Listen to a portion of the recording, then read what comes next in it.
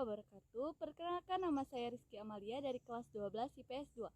Di sini saya akan mempresentasikan kesimpulan materi ketentuan pernikahan dalam Islam yang kedua. Sebuah pernikahan dianggap sah apabila memenuhi ketentuan rukun dan syaratnya. Rukun dan syarat nikah. Yang pertama yaitu calon suami. Syaratnya bukan mahram si wanita atau calon istri, orang yang dikehendaki si wanita atau calon istri, beridentitas jelas atau muayyan. Yang kedua yaitu calon istri. Syaratnya bukan mahram si pria atau calon suami, terbebas dari halangan nikah seperti dalam masa iddah atau tidak berstatus istri orang lain. Ketiga, wali. Syaratnya orang yang dikehendaki bukan orang yang dibenci, laki-laki. Mahram si calon mempelai perempuan, balik, berakal, adil dan tidak fasik.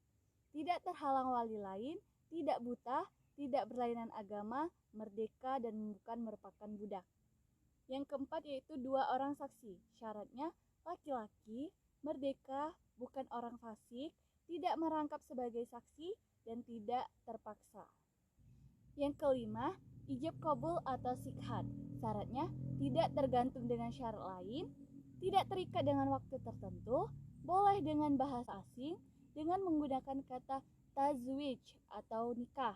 Tidak diperbolehkan dalam bentuk kinayah atau sindiran, karena kinayah membutuhkan niat, sedangkan niat itu sesuatu yang abstrak.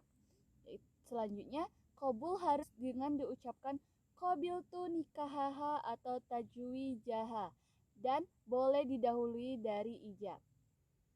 Orang-orang yang haram dinikahi, yaitu ibu-ibumu, anak-anakmu yang perempuan, saudara-saudaramu yang perempuan, saudara-saudara bapakmu yang perempuan, saudara-saudara ibumu yang perempuan, anak-anak perempuan dari saudaramu yang laki-laki, anak-anak perempuan dari saudaramu yang perempuan, ibu-ibu yang menyusui kamu, saudara perempuan persusuan, ibu-ibu istrimu atau mertua, anak-anak istrimu yang dalam pemeliharaanmu dari istri yang telah kamu campuri, istri-istri anak kandungmu atau menantu, menghimpunkan atau dalam perkawinan 2 perempuan yang bersaudara.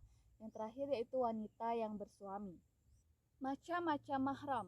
Dilihat dari kondisinya, mahram terbagi menjadi 2. Yang pertama, mahram mu'abad adalah wanita yang diharamkan untuk dinikahi selama-lamanya, seperti keturunan, satu susuan, mertua perempuan, anak tiri jika ibunya sudah dicampuri, bekas menantu perempuan, dan bekas ibu tiri. Yang kedua yaitu mahram ghair mu'abad adalah mahram sebab penghimpun 2 perempuan yang statusnya bersaudara. Misalnya, saudara persusuan kakak dan adiknya. Hal ini boleh dinikahi, tetapi setelah yang satu statusnya sudah bercerai atau meninggal dunia, yang lain dengan sebab istri orang dan sebab iddah. Macam-macam pernikahan yang tidak sah. Yang pertama, mutha, yaitu pernikahan yang dibatasi untuk jangka waktu tertentu, baik sebentar maupun lama, atau sering disebut kontrak. Yang kedua yaitu sikhar, pernikahan dengan persyaratan barter tanpa pemberian mahar.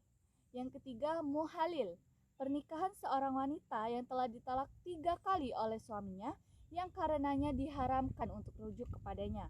Kemudian, wanita dinikahi oleh laki-laki lain dengan tujuan untuk menghalalkan dinikahi oleh mantan suaminya. Yang keempat, pernikahan orang yang sedang ihram, baik ihram haji maupun umroh, hingga memasuki masa tahalul. Yang kelima, pernikahan dalam masa iddah. Yang keenam, pernikahan tanpa wali. Yang ketujuh, pernikahan dengan wanita kafir selain ahli kitab. Yang kedelapan, pernikahan dengan mahram. Kesimpulan, pernikahan yang sah menurut syariat Islam adalah pernikahan yang memenuhi syarat dan rukunnya. Sedangkan pernikahan yang sah menurut negara adalah pernikahan yang dicatatkan oleh pegawai pencatat nikah sesuai PP nomor 1 tahun 1974. Baiklah, itu saja kesimpulan materi yang dapat saya jelaskan. Lebih dan kurang saya mohon maaf, kepada Allah saya mohon ampun.